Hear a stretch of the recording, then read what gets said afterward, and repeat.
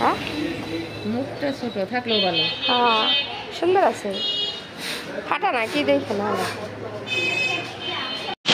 Hello দর্শক, আসসালামু আলাইকুম। আমি শাকিলা চলে এসেছি নতুন আরেকটা ভিডিও নিয়ে।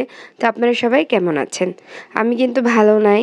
আমার ভয়েস শুনেই হয়তো বুঝতে পারছেন আমার প্রচুর ঠান্ডা কতদিন ধরে। আমার ছেলে মেয়ে দুজনেরই অনেক ঠান্ডা জ্বর ছিল, এখন নাই, কিন্তু ঠান্ডাটা রয়ে গেছে। তো একটু সুস্থতা অনুভব করছি, সেই জন্য গিয়েছিলাম একটু বাজারে কিছু কেনাকাটা করার জন্য। তো এই যে রিক্সার মধ্যে ছিল আমার মেয়েটার মন ভালো নাই, কারণ তার শরীর ভালো নাই।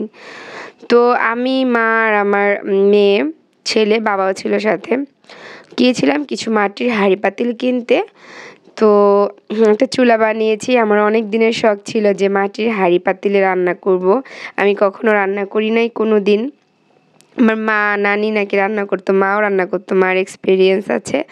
তো আমি বললাম, মা আমি তো কিছু বুঝি না এগুলা, তুমি চলো সাথে। তো মা যে গিয়েছিল, দেখেন কত বাছাবাছি করে যে পাতিল কিনতেছে। এই পাতিলটার যে কত কাহিনী আছে আল্লাহ গো, ওইটা পরে আরেকদিন বলবো নি এই পাতিলটার কাহিনী। মানে এই যে ভাতের পাতিলটা আমরা যতটুকু সাইজ খুঁজতেছিলাম ওই সাইজটা নাই, মানে একদম ছোট পাচ্ছি না, মানে আবার একদম বেশি বড় হয়ে যেতেছে পাতিলটা। তো কি করার, এই পাতিলটাই নিছি। নেওয়ার পরে যে কি কাণ্ড ঘটছে ওইটা আরেকদিন আপনাদের সাথে শেয়ার করবো। দেখেন পাতিলটা তো কেনাকাটা শেষ, আরও অনেক কিছুই কিনেছিলাম। তো এই যে ছেলে মেয়ে বায়না ধরছে, মানে আমার ছেলেটা, সে এই বাজারে আসলেই তার এই লাচ্ছিটা খেতে হবে, সে এই লাচ্ছিটা খুবই পছন্দ করে।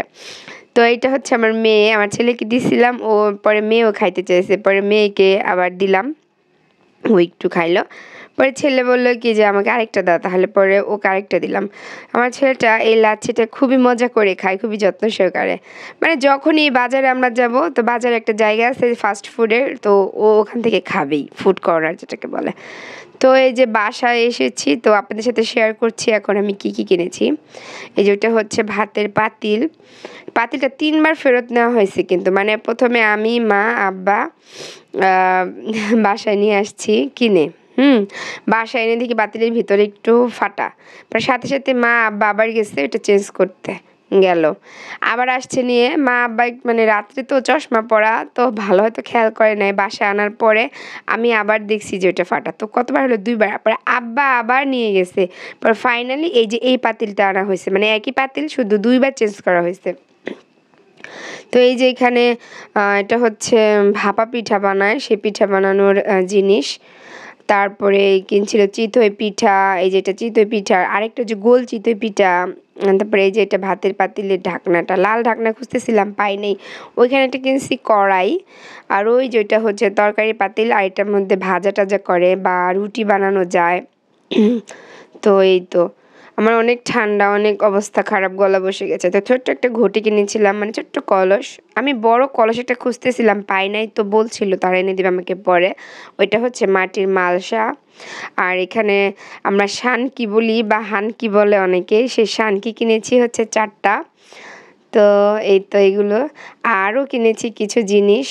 তারপর যে মাটির ওই যে একটা কাঠের খুন্তি কিনেছি, ওটা দিয়ে তো নাড়াচাড়া করতে হবে, এখানে স্টিলের জিনিস ব্যবহার করলে সমস্যা।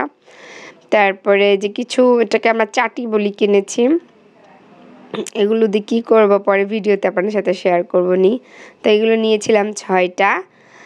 এই যে মানে আমার অনেক দিন ধরে শখের আর কি যে আমি এইসব জিনিস কিনবো, এগুলোতে রান্নাবাড়া করবো। আমি অনেকের ভিডিও দেখি, কিন্তু আমার অনেক ভালো লাগে, অনেক শখ জাগে যে এগুলোতে রান্না করে খেলে কেমন লাগে, মানে আমার অনেক কৌতূহল, আমি কখনো খাই নাই।